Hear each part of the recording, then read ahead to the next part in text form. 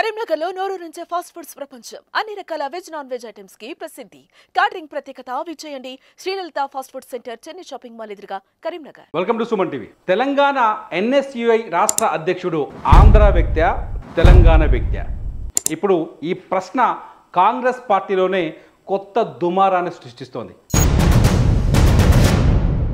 ముఖ్యంగా ఈ ఎన్ఎస్యుఐ విభాగంలో ఆంధ్ర వర్సెస్ తెలంగాణ అనే దుమారం ఇంకా కొనసాగుతుందని స్పష్టంగా అర్థమవుతోంది. కొద్దిసేపటి క్రితమే అంటే ఈ ఎవరైతే ఎడవల్లి వెంకటస్వామిని తెలంగాణ ఎన్ఎస్యుఐ రాష్ట్ర అధ్యక్షుడిగా ఎంపిక చేశారు.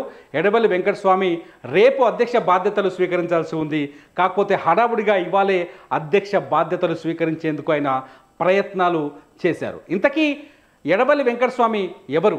తెలంగాణ సంబంధించిన విద్యార్థి, తెలంగాణ ఉద్యమంలో ఆయనకు పాత్ర ఉందా, తెలంగాణ పోరాటంలో ఆయన ఉన్నాడా లేడా అన్నది ఇప్పుడు ఆయన చుట్టూ ఒక చర్చ జరుగుతుంది. చర్చకు కారణం ఏంటి అంటే, ఎవరైతే ఎన్ఎస్యుఐలో ఉన్న మరో విభాగం ఏదైతే ఉందో, వెంకటస్వామికి ఆపోజిషన్లో ఉన్న విభాగం, ఆయన పైన అంటే ఎన్ఎస్యుఐ అధ్యక్ష పదవికి పోటీ చేసిన విద్యార్థులు ఎవరైతే ఉన్నారో వాళ్ళు ఏకంగా ముఖ్యమంత్రికి, కాంగ్రెస్ సీనియర్ నేతలకు ఒక లెటర్ రాశారు.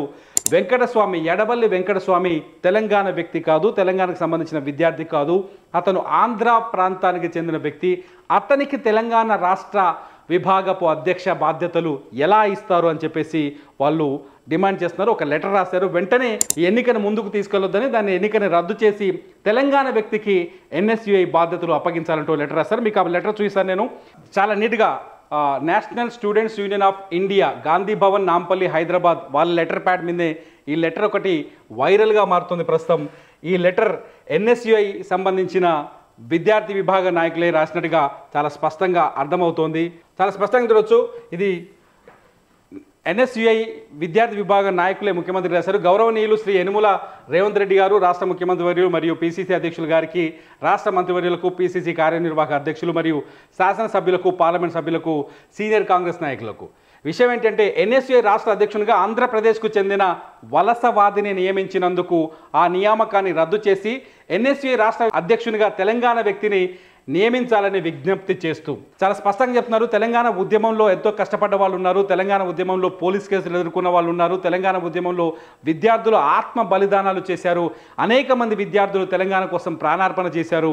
ప్రత్యేక తెలంగాణ ఏర్పడిన తర్వాత తొలిసారి కాంగ్రెస్ ప్రభుత్వం అధికారంలోకి వచ్చింది. అధికారంలోకి రాగానే మళ్ళీ ఆంధ్ర వ్యక్తికే ఎన్ఎస్యుఐ అధ్యక్ష బాధ్యతల్ని ఎలా అప్పజెప్తారు అని చెప్పేసి ఈ ఎన్ఎస్యుఐ విభాగంలోనే మరికొందరు వ్యక్తులు ఏకంగా ముఖ్యమంత్రికి, కాంగ్రెస్ నాయకులకు ఫిర్యాదు చేశారు. దీంతో ఈ వివాదం ఎన్ఎస్యుఐ అధ్యక్ష పదవి పైన వివాదం రాజేసినట్టుంది. అంతేకాదు మరికొన్ని ఇమేజ్లు కూడా వీళ్ళు షేర్ చేస్తున్నారు. మరికొన్ని ఇమేజ్లు కూడా ఉన్నాయి మన దగ్గర.